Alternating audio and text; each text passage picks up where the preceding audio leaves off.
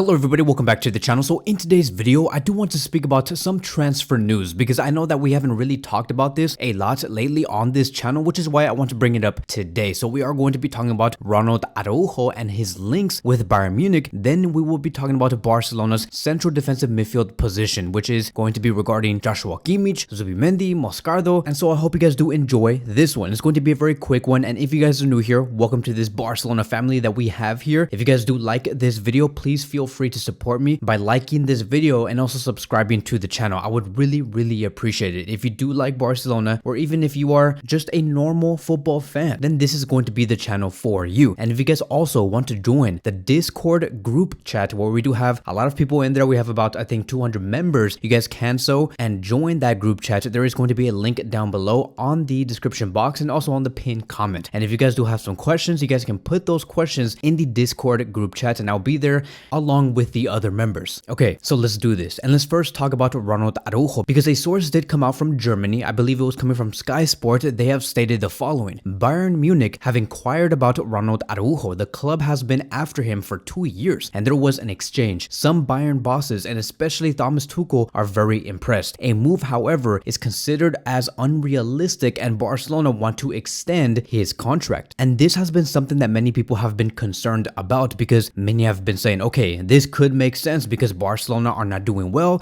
Xavi Hernandez may be sacked by Joan Laporta. Many have been speculating, right? But I want to make one thing very clear about Ronald Araujo. I don't care if you bring in a coach from some other country, or like you can bring any coach from around the world, whether it's Xavi or not, Ronald Araujo will not leave this club. He loves this club like if he has been here since he was age 1 or age 2. We even have Sport claiming that Ronald Araujo has a contract until June 30th, 2026 and a release clause of 1 billion euros. He's very happy at Barcelona and is not thinking about leaving the club. The player trusts Xavi's project. They continue to say that Araujo's entourage have confirmed that yes, it's true, Bayern are indeed interested in the player, and there are also Premier League clubs that are also interested. But remember, this interest coming from other clubs, it does not matter. Ronald Araujo does not want to leave, and if anything, he knows that he is one of the most important players at the club and he's a leader. He's our captain. Even if Barcelona are playing at such a low level, you know who's one of the players that do stand out the most in terms of passion and in terms of like really trying hard on the field? It is Ronald Araujo. Like no matter what version of Barcelona you bring, Araujo will always give out his very best. He never complains either. He either plays as a right back or a center back. Depending on the opposition, Xavi Hernandez is going to readjust Ronald Araujo and he never complains. He's not like someone like Jules Koundé, where Jules Koundé says, I prefer to play as a center back and not as a right back. Araujo doesn't give out those statements. He doesn't care because he knows that wherever he is placed, he knows it's for the better of this club, right? Any player that puts their club over their name is a player that is worthy to stay at Barcelona, which is why Araujo will not leave. Even himself, he knows that. We, us fans, know that. And if he continues at Barcelona and being taught by Xavi Hernandez, he can become the best center back in the world. And most importantly, maintain being the best center back in the world. So there is just no way. Unless you give us 2 billion for Araujo, then we might consider. So now let's move on towards the central defensive midfield position, because again, we don't know what's going to be the future of this position. We just don't know. And I did talk about it before in the previous videos on this channel that yes, we do have Frankie de Jong, but Frankie de Jong does rely to have another player right next to him in order for them to progress the play. For example, remember in the game between Barcelona and Rayo Vallecano, there were many times where Frankie de Jong had to find Oriol Romeo in the middle of the pitch. Oriol Romeo received the ball, but he immediately makes another misplaced pass or he loses the ball, and then Frankie de Jong is going to have to recover that ball. And so Frankie does not have the best partnership with Oriol Romeo, and that is because of the lack of quality from Oriol. Like, I think that he's a great player, but he's not exceptional, right? And Frankie de Jong needs an exceptional player right next to him, like what he had with Sergio Busquets.